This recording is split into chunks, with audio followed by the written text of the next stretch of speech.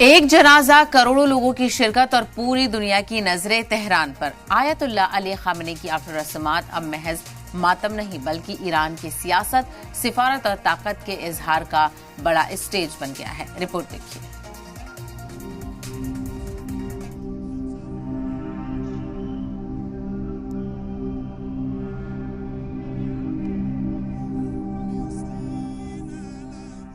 پورا ملک اپنے رہبر اعلیٰ کو آخری وداعی دینے سڑکوں پر امڑ پڑا۔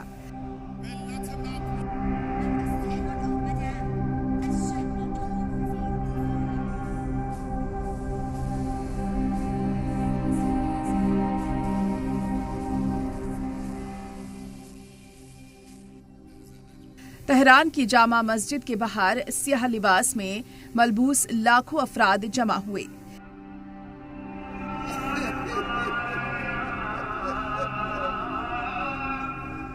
جنہوں نے ایران کے مرحوم رہبر اعلیٰ آیت اللہ علی خامنئی کو خراج عقیدت پیش کیا۔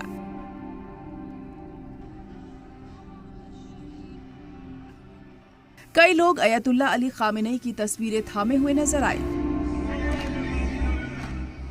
کئی افراد اشکبار ہو گئے،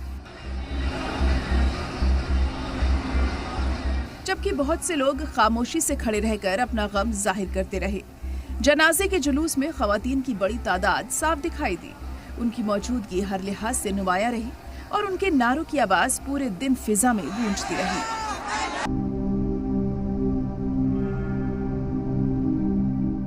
ایران بھر میں رہبر اعلیٰ کو دی جا رہی وداعی اب محض ایک سرکاری تقریب نہیں رہ گئی، بلکہ یہ پورے ملک کی ایک وسیع عوامی مہم کی شکل اختیار کر چکی ہے۔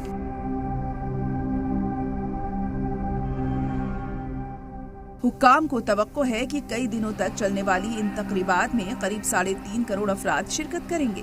مختلف شہروں میں پھیلی اس مہم کا پیمانہ بے حد وسیع ہے، مگر غم کے ساتھ ساتھ جذبہ بھی صاف نظر آیا۔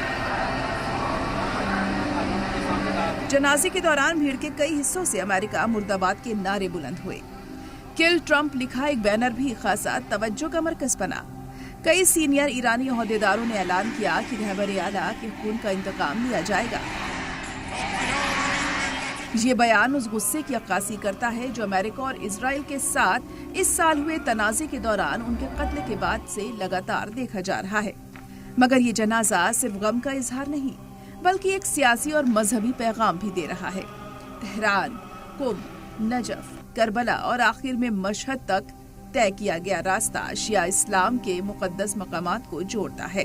یہ سفر سیاسی اختیار کو مذہبی شناخت سے جوڑتے ہوئے ان اصولوں کو مضبوط کرتا ہے جنہوں نے 1979 کے انقلاب کے بعد اسلامی جمہوریہ ایران کی بنیاد رکھی۔ سفارتی اعتبار سے یہ بھی جنازہ ایک اہم سٹیج بن گیا ہے۔ روس، چین، پاکستان، افغانستان، عمان، قطر، آرمینیا اور ہندوستان کے وجود تک تقریبات میں شریک ہوئے، جبکہ امریکہ، اسرائیل، ناٹو اور یورپی یونین کی طرف سے کوئی سرکاری نمائندہ موجود نہیں ہے۔ حامیوں کے لیے یہ اجتماع اس رہنما کو خراج عقیدت ہے جس نے 3 دہائی سے زیادہ عرصے تک ایران کی قیادت کی۔ وہیں دیکھنے والوں کے لیے یہ موقع اس بات کی جھلک بھی پیش کرتا ہے کہ اپنی تاریخ کے سب سے خطرناک دور میں سے ایک کے بعد بھی ایران دنیا کے سامنے سب سے مضبوط ملک بن کر ابھر رہا ہے۔ بیورو رپورٹ، سلام ٹی وی۔